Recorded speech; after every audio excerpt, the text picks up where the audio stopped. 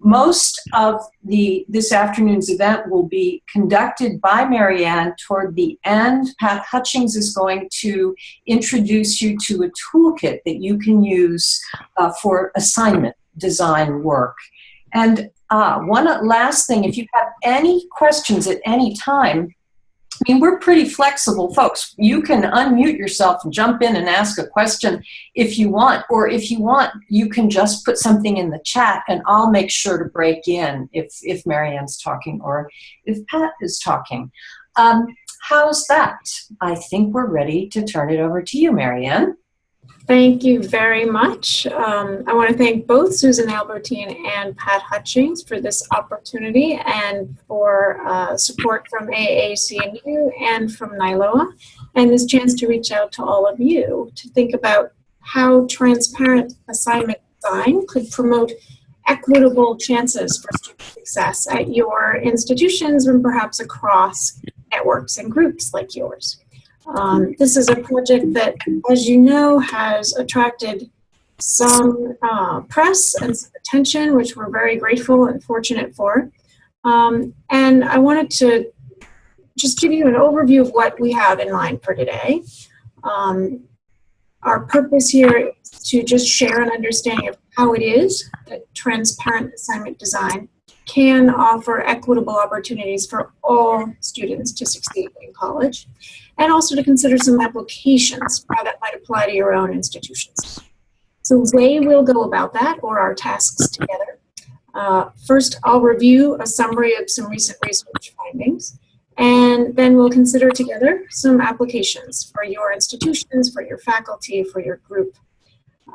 By the time we're done, our criteria here for if we succeed, if we have succeeded, we'll leave here with an understanding of that research, some strategies you could use for applying transparent instruction, and a draft plan for some action you could take, and some resources that you know you could use.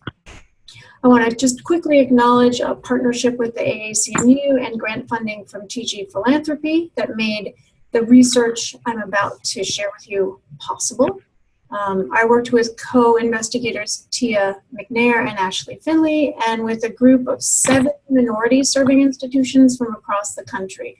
These were intentionally selected because they represented a range of different types of MSIs, as well as different types of institutions from small to large, public to private, 2-year to 4-year to research. Our research team behind the scenes keeps us honest in terms of our statistical analysis, so we'll acknowledge them. And to think broadly about the context in which this transparency project takes place. So we're at a time now where more students than ever before have more equitable access to higher education.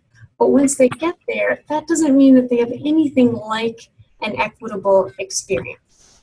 For example, we know that underrepresented students in terms of their ethnicities, first-generation students, and low-income students are about half as likely to graduate from college in 4 years as their white and Asian peers. We know that a gatekeeper kind of mentality is unfair now to this new majority incoming population of college students. This underserved population is now the majority of incoming US college students. And a gatekeeper approach that says, I had to work hard to get here, I figured it out on my own. If you can't figure it out on your own, you students, then maybe you don't belong here and it's my responsibility to weed you out.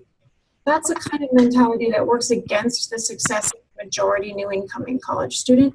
It also works against our research productivity. We know from researchers like Malcolm Gladwell, for example, that outlier thinkers are the ones who most commonly produce research breakthroughs by thinking about a topic from outside the usual approach. So if we are weeding out the outlier thinkers at the bottom levels of the research pyramid, we then get to a place where we're producing this narrow body of thinkers who think like the researchers who are struggling to make their breakthroughs. So gatekeeping mentalities are bad, both in terms of equity and fairness, but also in terms of limiting our research capacity. We also know that high-achieving high school students aren't necessarily equipped to succeed in college. even if they are well-prepared thinkers, they are novice thinkers. So doing well in high school doesn't necessarily mean they're ready to do well inside of biology as a discipline, or inside of chemistry or music or art history or whatever it may be. A novice thinker doesn't arrive with the exact precise critical thinking skill and facility of using them inside of a specific discipline. So see, these are some of the factors that contribute to this equity crisis that we have in higher ed across the board in our country. And when you ask folks, including you, what are some of the big challenges that your students face, and what strategies do you use to combat these challenges, you see a picture that looks often something like this, where the challenges fall into three really large categories. One is kind of lack of understanding or preparation on the part of the students. The second is threats to their motivation, fear of failure. And the third is time management issues. All kinds of competing commitments that students may have that cut against the time they can spend on academics. And you've all suggested some strategies that you're using in your institutions that are in fact explored and based in research that shows that these are strategies that work. And many of these turn out to be transparent educational strategies, which we'll see in a moment. But as we look at these kinds of challenges, I think it's very hard for us to encourage faculty to think that this lack of understanding or threats to motivation or time management conflicts, these are not necessarily faults of the student, but they're more symptoms of this larger equity crisis in higher education. So transparent instruction is a word that we use to just describe what happens when we want for teachers and students to focus together on how students are learning and why we as teachers are manipulating their learning experience in particular ways. We know that when students, that students who are unfamiliar with college success strategies tend to benefit more from transparent strategies than others, but we also know that there is a statistically significant benefit to all students when transparent instruction is in place. The way we know this is this joint project that was funded by TG Philanthropy and that we undertook with the 7 minority serving institutions in partnership with the AACU. And what we did was we asked faculty, about 35 faculty members from 7 institutions, to work with their 1,800 students in this way. Each teacher was teaching 2 different sections of the same course. In one section, we said, please revise 2 assignments only in this course to make them more transparent, more relevant, more accessible, and I'll show you in a minute what that actually looked like. In the other section, teach those assignments the same way you've always been doing it. And what we saw was that we were able to boost student success in a few important ways. When in the sections where students received this intervention of the more transparently designed assignment, those students had higher academic confidence levels, a higher sense of belonging in college, and a greater awareness that they're building up the skills that employers tell us they care about on national surveys, so heart research surveys commissioned by the AACU.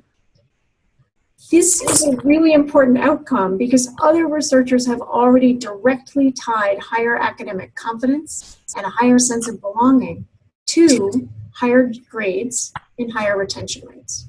So this means that almost by accident, we've discovered this simple teaching intervention where if you do it twice, it will help all students significantly, and it will help underserved students in an even greater way. Here's what that looks like on a kind of graph form. And what I want to call your attention to here is not so much that the bars don't look all that different, but instead just wanted to call your attention to the effect size differences, those ES equals numbers underneath the employer valued skills, underneath academic confidence, underneath sense of belonging. For all students in our study, those effect sizes are a medium effect size range. In education research, as many of you know, you aim for something that's about a 0.25 effect size or greater to be significant and publishable and important. So for a whole group of students, we have an effect size that is significantly greater than that. It's almost a medium effect, medium size. And we then looked at the two groups of students to be sure that there wasn't one group more likely to succeed than the other for some other random reason that we hadn't anticipated. Sure enough, we saw that there was virtually no significant difference between those two groups of students at the beginning of term. And by the end, when we looked at groups that were the underserved population, here is an example, I show you the first generation students in the study, we see effect size differences over there, the ES equals numbers, that are medium approaching large in size. This was a far better kind of result than we had even anticipated. You can read about this in the current issue of the AACU News Journal Peer Review, both the research article by me and UNLV colleagues, and also essays by each of the faculty teams from the 7 institutions describing what it was like for them to implement and notice these differences. So I mentioned before that researchers have told us that academic confidence and sense of belonging correlate with higher grades and higher persistence. So we thought, let's look at a group of somewhere over 1,000 students to see what the impact might be on persistence. We looked at over 1,000 UNLV students, and the average rate of retention for UNLV first-year students coming back the second year in just last fall was 74%. That's a devastating statistic. UNLV does have the second most diverse student population in the nation. So if you think about the retention rates for that underserved population of students, this is perhaps a better number than you might expect, but it's still a devastating statistic to lose a quarter of your incoming first-year class. Those students who received the more transparently designed assignments and who told us on a survey in 9 different ways that they felt they had received this transparent treatment, those students came back at a 90% retention rate, which is a big difference. Keep in mind as well that the 74% retention rate was measured in October, just in terms of, do these students still come to campus? Are they registered? The 90% retention rate was measured in December after students had successfully completed a whole semester, the fall semester of that subsequent year.